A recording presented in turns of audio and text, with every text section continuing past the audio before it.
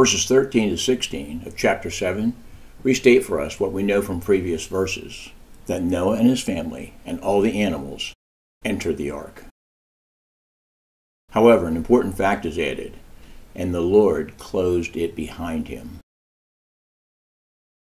Revelation 3:7, write this letter to the angel of the church of Philadelphia. This is the message from the one who is holy and true, the one who has the key of David.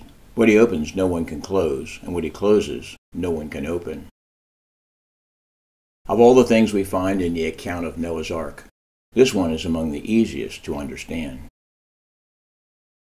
God had to shut Noah and his family in, because if that task were left up to Noah, he would have surely wilted under the stress of the cries of the drowning people clawing at the door. Although Noah was righteous, he was not trusted to deal with sin as effectively as God can. This is what Genesis chapters 6 through 8 are mostly about, a history lesson on how God deals with sin. God is patient, he warns, he waits. But the day comes when his patience, his warnings, and his waiting are over. When that time comes, he moves in mercy and justice to deal with sin. It happened before, and it will happen again. Genesis 8:6, then it came about at the end of the 40 days that Noah opened the window of the ark which he had made, and he sent out a raven, and it flew here and there until the water was dried up from the earth. The waters are receding, and the raven, being a scavenger bird that will eat almost anything, found food of some kind somewhere and did not return. Could have been fish or even rotting vegetation. Next, Noah releases a dove that leaves and then comes back because it could find no resting place for the sole of her foot. Then he waits a week and sends the dove again. This time the dove returns with something very interesting, a freshly picked olive leaf. I wonder where the dove found a freshly picked olive leaf. Well, as it turns out, olive trees can survive for months underwater. This is from Yahoo Answers, not noted for being a defender of biblical truth. Undoubtedly, the floodwaters did adversely affect many trees.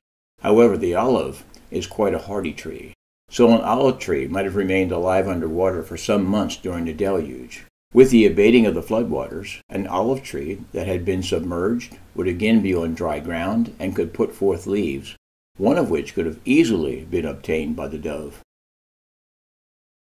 Genesis 8:4, in the 7th month of the 17th day of the month, the ark rested upon the mountains of Ararat. The mountains of Ararat is a region in Turkey, and in that region there is an actual mountain called Mount Ararat. We do not know if the ark came to rest on Mount Ararat or merely in that region. Genesis 8:13, then Noah removed the covering of the ark and looked, and behold, the surface of the ground was dried up. In the 2nd month, on the 27th day of the month, the earth was dry. Then God spoke to Noah, saying, go out of the ark, you and your wife and your sons' wives with you. Noah, his family, and the animals are all exiting the ark into a world that would be very different from the one they had known. The earth had been reconfigured. It is no longer shielded from the sun's rays as in the past, and will now need regular rain. What follows here is a rather long but significant quote from creation scientist Dr. Henry Morris.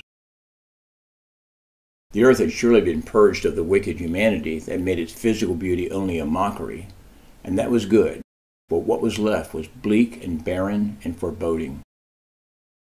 No doubt physical changes along the lines of these. The oceans were much more extensive, and now contain all the waters which once were above the firmament, and now in the subterranean reservoirs of the deep. The land areas were much less extensive than before the flood, with a much greater portion of the surface of the earth uninhabitable. The thermal vapor blanket was dissipated so that strong temperature differentials were inaugurated, leading to a gradual buildup of snow and ice on the polar latitudes, rendering much of the extreme northern and southern land surfaces also essentially uninhabitable. Mountain ranges uplifted after the flood emphasized the more rugged topography of the post-Diluvian continents, with many of these regions also becoming unfit for human habitation. Wind, storms, rain, snow were possible now, thus rendering the total environment less congenial to a man and his animals than it had been before.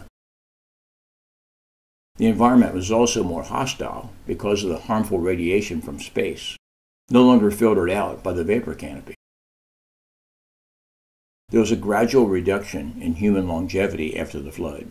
Tremendous glaciers, rivers, and lakes existed for a time, with the world only gradually approaching its present state of semi-aridity. The crust of the earth was in a state of general instability, reflected in the recurrent volcanic and seismic activity all over the world. When Noah and his family went on the ark, it was one large landmass, a protective canopy over it, and people lived for hundreds of years. When they come off, all that has changed. This may have been very much like what Adam and Eve experienced when they were cast out of the garden. They were in a strange and much less friendly world. Although Noah was righteous, he was not trusted to deal with sin as effectively as God can. Olive trees can survive for months underwater. We do not know if the ark came to rest on Mount Ararat or merely in that region. This class, and indeed the entire school, is dedicated to helping others see that God is bigger than we think and better than we know. To get to the next video, make a note of the class number for this recording, then search for the next one. Here is a sample.